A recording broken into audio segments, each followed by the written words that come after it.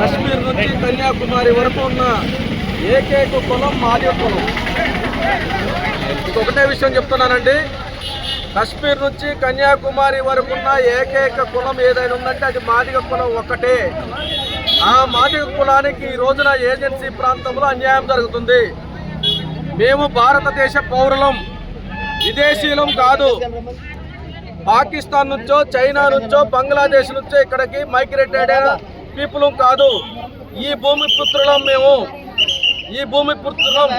ఇక్కడ 170 చట్టం రాకముందే 300 సంవత్సరాల క్రితం, 5th షెడ్యూల్ ఏరియా కాకముందే 300 సంవత్సరాల క్రితం నుంచి ఈ ప్రాంతంలో నివసిస్తున్న మాదిగలం. మరి రాజ్యాంగం వచ్చిన తర్వాత రాజ్యాంగ ఫలాలు ఏవైతున్నాయో ఆర్టికల్ 14 కావచ్చు, ఆర్టికల్ 15 కావచ్చు, ఆర్టికల్ 16 కావచ్చు, ఆర్టికల్ 24, మరి ఎన్ని మిగతా వర్గాలకు అమలవుతున్నప్పుడు ఏజెన్సీ ప్రాంతంలో మాదిగలకు ఎందుకు అమలు కావట్లేదు? రాజ్యాంగపరమైన హక్కులు, రిజర్వేషన్లే మాకు కావాలి. వేరే హక్కులు మాకు అవసరం లేదు. వేరే వారి హక్కులు మాకు అవసరం లేదు. 1950కి పూర్వం వరకు ఈ ప్రాంతంలో ఉన్న మాదిగలం మేము కూడా కొండగిరిజలుగా గుర్తించబడి ఉన్నాం బ్రిటిష్ కాలంలో. కానీ మేము ఈ రోజున నిజాయితీగా, మాదిగలంటే నిజాయితీ నీతికి ప్రతిరూపంగా ఈ ఏజెన్సీలో మేము మాదిగ కులంతోనే బ్రతుకుతున్నాం. దొంగ సర్టిఫికేట్లు ఎస్సీ జాబితాలో ఉండి ఎస్టీలుగా దొంగ సర్టిఫికేట్లు తీసుకున్న వాళ్ళం కాదు. అంటే మేము నిజాయితీ పనులు, నీతిమంతులం. కాబట్టి మేము అధికారులని, ప్రజాప్రతినిధులు ఒక్కటే అడుగుతున్నాం. మేము మాకు ఏజెన్సీ ప్రాంతంలోని రాజ్యాంగపరమైన హక్కులు, రిజర్వేషన్లు అమలు చేయాలి, అంతే. అంతకుమించి మేము ఏమో అడగట్లేదు. నివసించే హక్కు కావాలి, జీవించే హక్కు కావాలి. మాకు as for constitution fundamental rights ఇక్కడ అమలు చేయాలి, అంతే. ఈ రోజున ఏటిపల్లిలోని దాదాపుగా ఆ కుటుంబ వివరాలు చూసుకుంటే దాదాపు వాళ్ళు 200-250 సంవత్సరాల నుంచి ఆ మాదిగ కుటుంబం ఏటిపల్లి గ్రామంలో నివసించడానికి చరిత్ర ఉంది, ఆధారాలు ఉన్నాయి.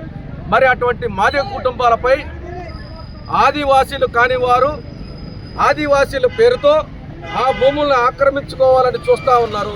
ఖబర్దార్, ఇక్కడ నుంచి మేము చెప్తున్నాం, ఏజెన్సీ మాదిగలే కాదు, ఏజెన్సీ మాదిగల కోసం మైదాన ప్రాంతంలో ఉన్న మాదిగలు కూడా ఇక్కడ తరలిస్తాం రంపచోడవరం ఏజెన్సీకి. మరి మాదిగల సత్తా ఏందో చూపిస్తాం. ఈ ప్రాంతంలోని మాదిగలు లేరనుకుంటున్నారు.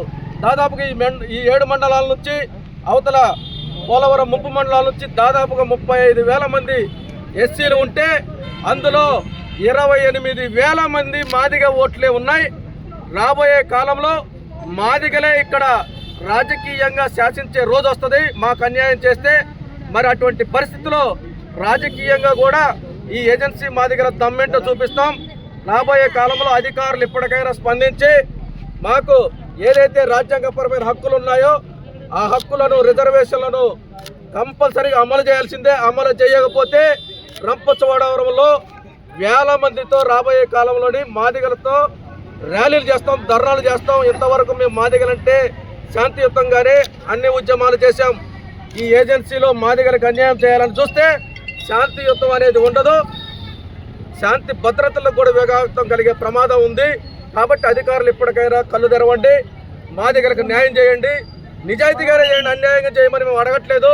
నిజాయితీగా ఆ ఏటిపల్లి మాదిగలకు ఏదైతుందో దాన్ని న్యాయపరంగా మాకు హక్కులు కల్పించాల్సిన అవసరం అధికారులకు ఉంది. కాబట్టి జై భీమ్, జై దళిత సంక్షేమ సంఘం.